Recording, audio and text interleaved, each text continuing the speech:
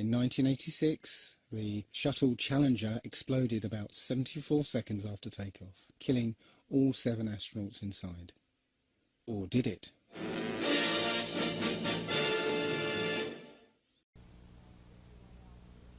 Here we see the 51L crew enjoying breakfast. Mission Specialist Ellison Onizuka sitting beside teacher in space participant Krista McAuliffe. And they are posing for their traditional shot during their breakfast. And then we have Commander Dick Scobie sitting beside pilot Mike Smith in front of the traditional cake featuring Halley's Comet and an apple for the teacher. Judy Resnick on the left, mission specialist, along with Ron McNair, and payload specialist Greg Jarvis, all members of the 51L crew. And they're going to give it another shot today. There they are, the crew of Mission 51L.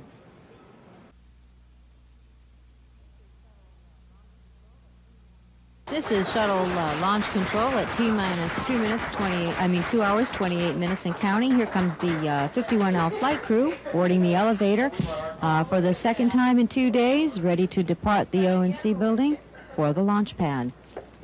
Commander Dick Scobie, followed by mission specialist Judy Resnick, Ron McNair, and pilot Mike Smith, followed by Krista McAuliffe, teacher in space, Ellison Onizuka, and payload specialist Greg Jarvis.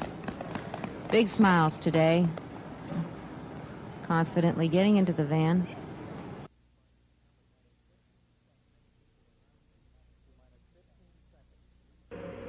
T-minus 15 seconds. We have main engine start. 4, 3, 2, 1, and liftoff. Liftoff of the 25th Space Shuttle mission, and it has cleared the tower. Now control. Roger, roll, Challenger. Good roll program confirmed. Challenger now heading downrange.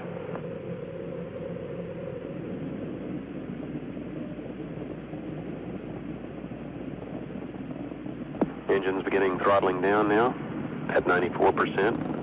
Normal throttles for most of the flight, 104%. We'll throttle down to 65% shortly. Engines at 65%, 3 engines running normally, 3 good fuel cells, 3 good APUs. Velocity 2,257 feet per second. Altitude 4.3 nautical miles, downrange distance 3 nautical miles.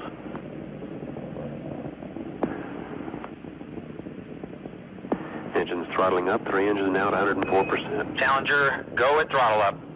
Challenger, go at throttle up.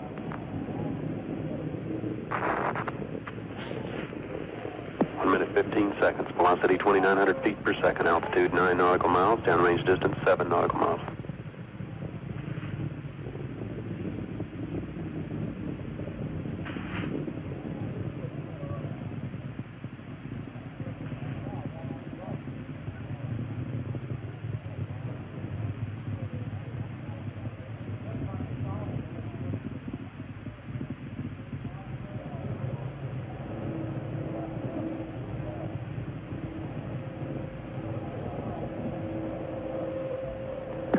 Flight controllers here looking very carefully at the situation. Obviously a major malfunction.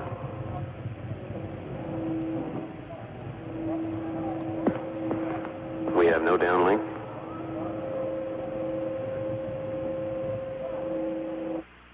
Again, to repeat, we have a report relayed through the flight dynamics officer that the vehicle has exploded.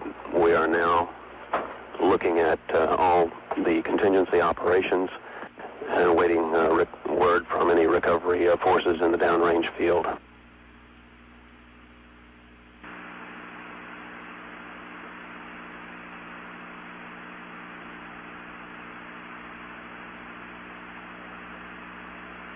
Anybody who knows me knows that I am at odds with my old heroes, NASA. They have basically ripped my heart out with their fraudulent missions and their obvious fakery. I believe absolute that not one single shuttle mission ever had an actual payload or any astronauts on the shuttle upon launch. Now, NASA's take has always been, we have a satellite to put in orbit, we charge the money for it, we pretend to stuff it in the space shuttle, and then we launch it into orbit. There was no satellite on that mission, and there were no astronauts upon takeoff. Now, NASA was unaware that, obviously, that the shuttle was going to explode in front of the world. So, by the shuttle detonating the way it did for all the public to see and all of the media to record, they lost that satellite. Well, that's fine. According to NASA, in my opinion, that's just fine because there was not a satellite on it. But there was so much attention the previous year to the Teachers in Space mission that when it exploded, Krista McAuliffe died, as well as all the other astronauts you see before you. This was something that NASA had to very quickly shuffle and cover up. It has come to light that many of these astronauts have been found alive today.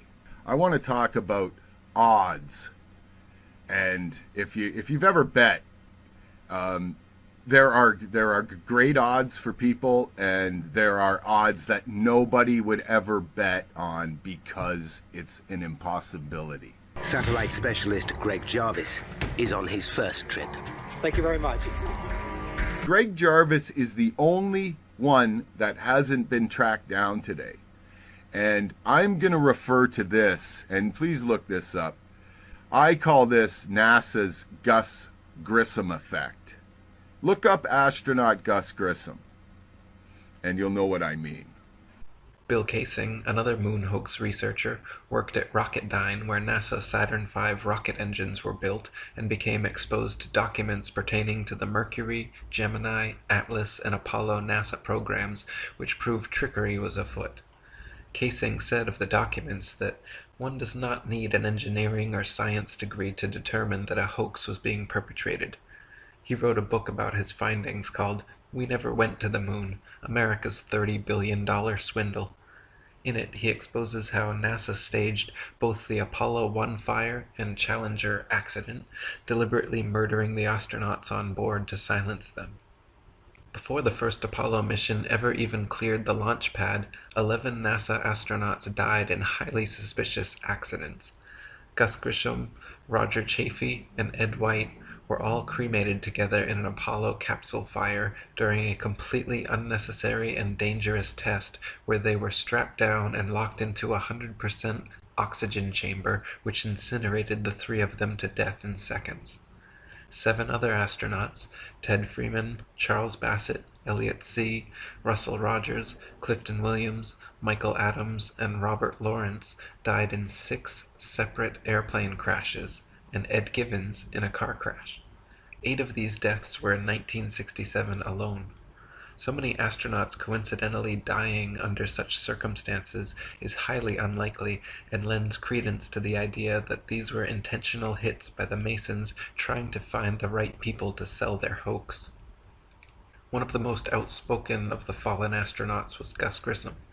By 1967, Grissom had become increasingly irritated and vocally negative about NASA's chances of ever landing on the moon. He stated the odds were pretty slim and famously hung a lemon on the Apollo capsule after it repeatedly failed safety testing procedures. Grissom threatened to go public with his complaints about the LEM and even told his wife Betty, "If there ever is a serious accident in the space program, it's likely to be me." Right after his murder, government agents raided Grissom's house before anyone had been informed about the fire or his death. They removed all his personal papers and his diary, never to be returned. I know NASA JPL murdered Gus Grissom. Specialists Ron McNair, Ellison Onizuka. Ellison Onizuka and Ronald McNair are walking around today as their twin brothers, Claude Onizuka and Carl McNair. Can I prove that they are who they say they are, as in the brothers of these astronauts? No. Two astronauts on the same day, part of the same mission, die. Two of the seven have twins. The odds of this happening are about 1.5 million to 1. That two of the astronauts on the missions who died that day would have twins walking around today. That's 1.5 million to 1, but I'm going to disregard that. That leaves us with 4 astronauts. Krista and the 6 other astronauts kit up and prepare to board the spacecraft. First one, Krista McAuliffe. She was a Concord, New Hampshire teacher who was chosen, who was nationally chosen to be the honorary first member of Teachers in Space. Krista McAuliffe, when she was an astronaut, went by her middle name, Krista. Her first legal name is Sharon Krista McAuliffe. Now, research has been done, and there is a Sharon McAuliffe. She's a Syracuse law professor. And she has been found alive and well. This is the same woman.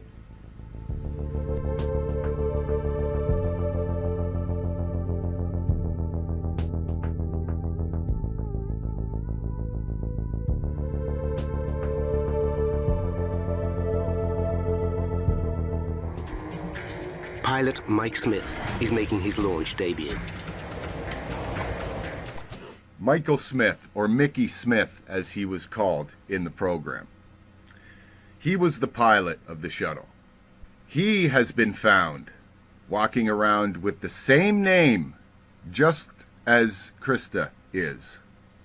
His name is Michael J. Smith, and he is a professor at the University of Wisconsin.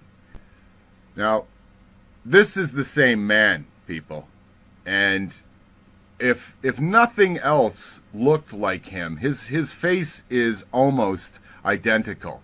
We're talking 30 years later, 25 to 30 years later.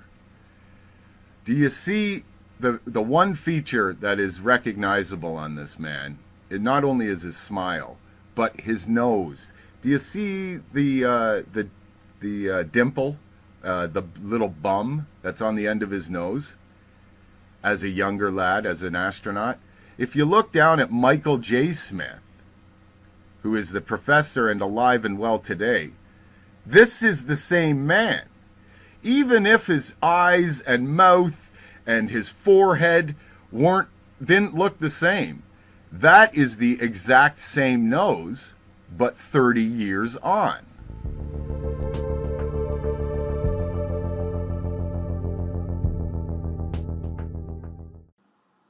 This is an overlay of 2 individuals, both named Michael J. Smith. One was allegedly killed in 1986, the Challenger shuttle disaster hoax, and he was an engineer and the pilot. The other is currently a University of Madison professor at the College of Engineering. So it's the same profession, same guy, same facial features. What more do you need to know? Hey, what's going on, everyone? I've got some footage that I'm excited to share with you. The footage is of retired University of Wisconsin Emeritus Professor Michael J. Smith. Those of us who have taken the time to peel back one of truth's protective layers have surely come across this image here.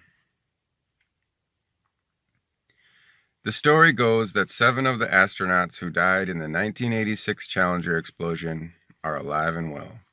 And the pilot, Michael J. Smith, is a professor emeritus at UW-Madison. Because I live in the Madison area, Looking up Michael Smith had been on my to-do list for a while. Of course, you can't just call up and leave a voice message asking him if he's part of an evil scheme to deceive the sleeping masses. A better way would be to find him in person and ask him. So that's what I did.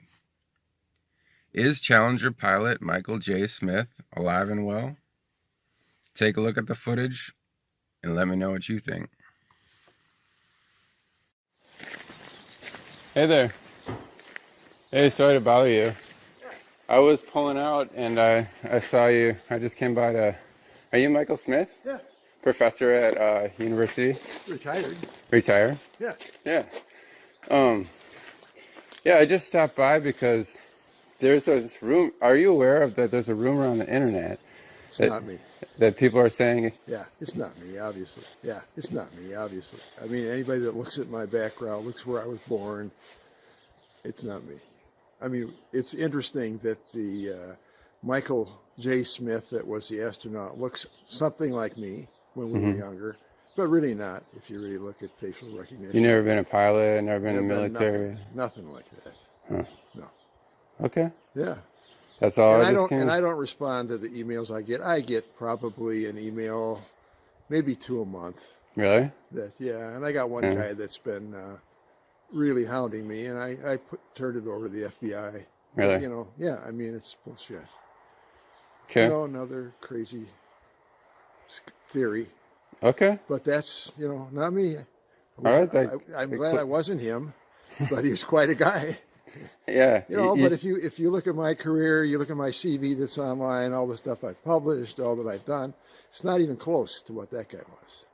Okay. Yeah, you just sure look a lot. Is the same name. I know the facial thing. Same I name. know the facial thing. But that's what we looked like, what, 40 years ago? Mm-hmm.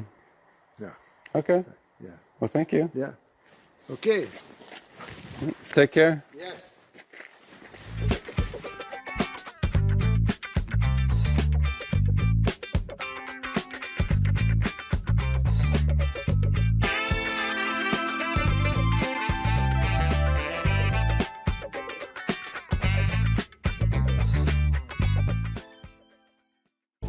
And Judy Resnick have flown 3 missions between them. Now that's 2 of the astronauts. I'm going to give you a few odds figures here. Now there's Judith Resnick. Judith Resnick died on that shuttle mission in 1986. But she has been found. She is walking around with the same name, the same face, and the same facial tic as Judith Resnick from 1986. She is a Yale law professor now, and this is unmistakable.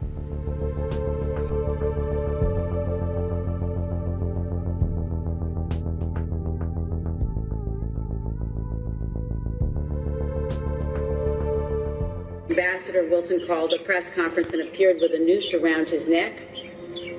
And he said, the press reports, if the choice is to allow Americans to be taken as hostages or to be executed, I'll bring my own fucking rope. Saddam backed down, and Ambassador Wilson helped thousands get safely home. When he himself came home to the United States, he was warmly greeted by our president, who took him to the Oval Office and introduced him to the War Cabinet as an American hero. This is her, guys. She's a Yale law professor, alive and kicking, and nothing doing. Now, this is a fairly recent image of Judith Resnick, Yale professor. And here's a compilation where I blended the astronaut with the Yale professor. Obviously, there's a good couple of, well, it's probably over 20 years time difference between the 2 images. But there is a definite similarity there. The nose being one of them.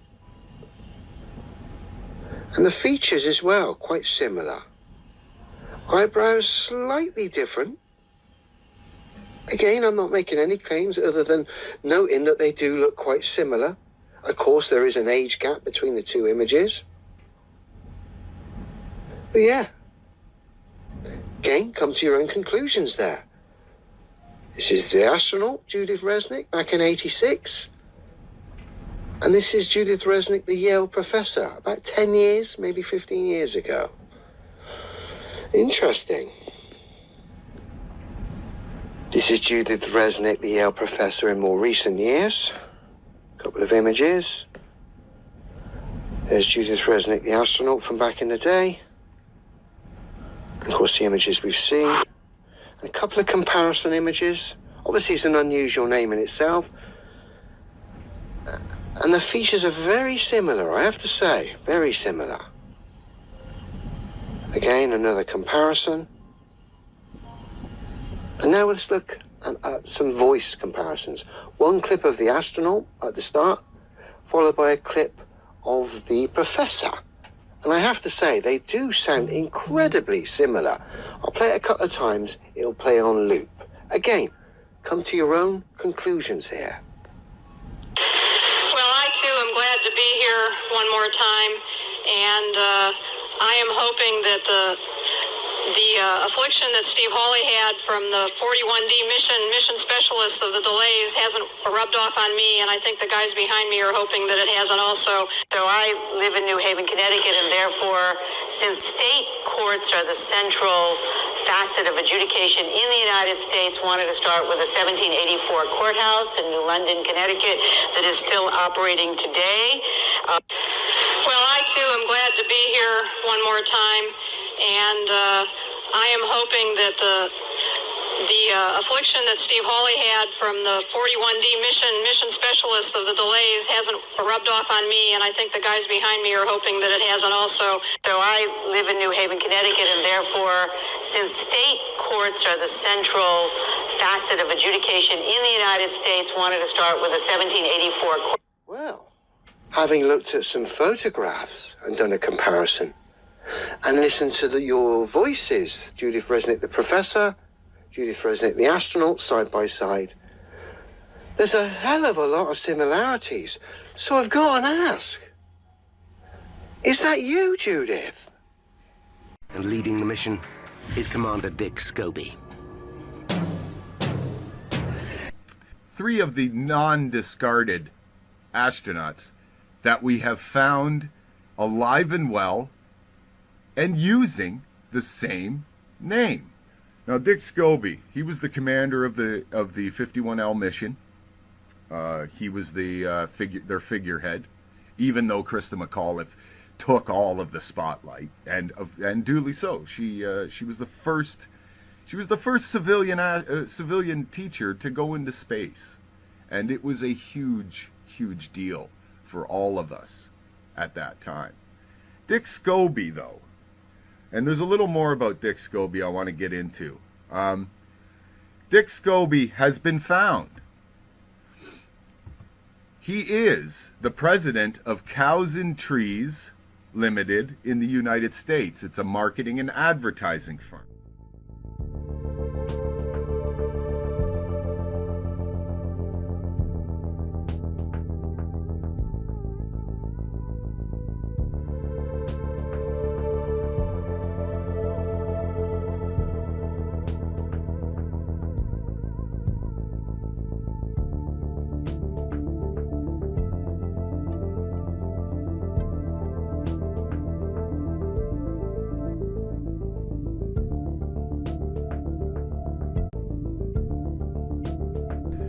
This is the same man. This is his son. This is Dickie Jr. He was he came up in the Air Force, and he was 10th Air Force Commander, USAF. He became a commander for NORAD, and I want to make this clear. This man, Dick Scobie's son, married Evelyn Rothschild. He was also the commander who was on duty on September 11th, 2001, in which the Air Force is blamed for the lack of response to the disasters that occurred on that day. his wife, his life is indicative of an agent for the Rothschilds. Ronald McNair claiming he is Carl McNair, his twin brother. I already gave you the odds on that. That 2 astronauts would have twins that died on the same day. It's about 1.5 million to 1.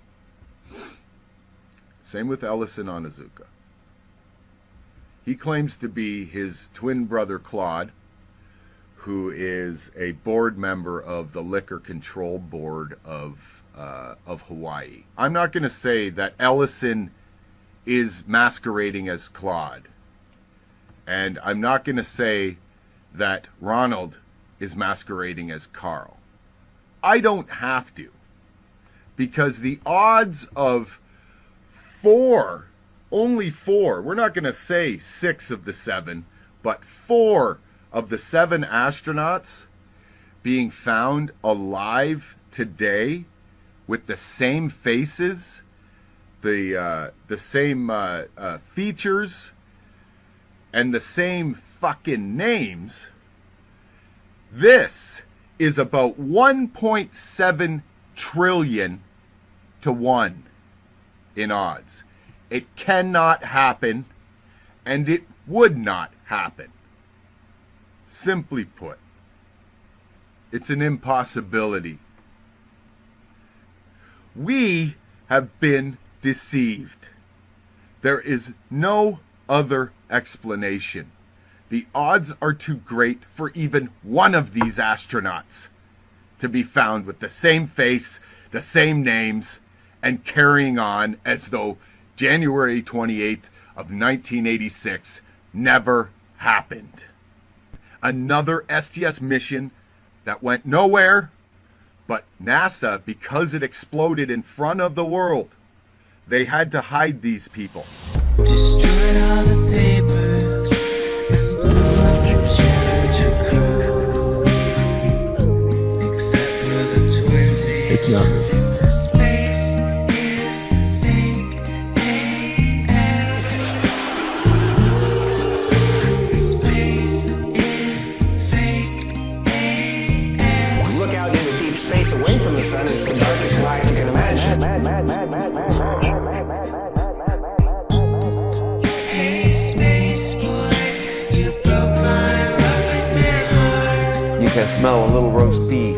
Where are the stars? Is it bright or is it dark? The vacuum of space, oh the tomfoolery. I think Sandy's hair is pretty much a dead giveaway. What happens if you get a leak on that? You have a leak.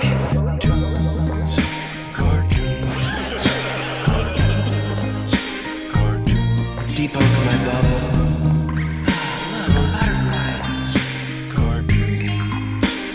It's hard to comprehend. Space is fake AF. 2 little bitty O-rings. Space is fake AF. It's not what you think, homeboy. Space is fake AF. It's all just start doing this. Space is fake AF. Research Eddie Bravo.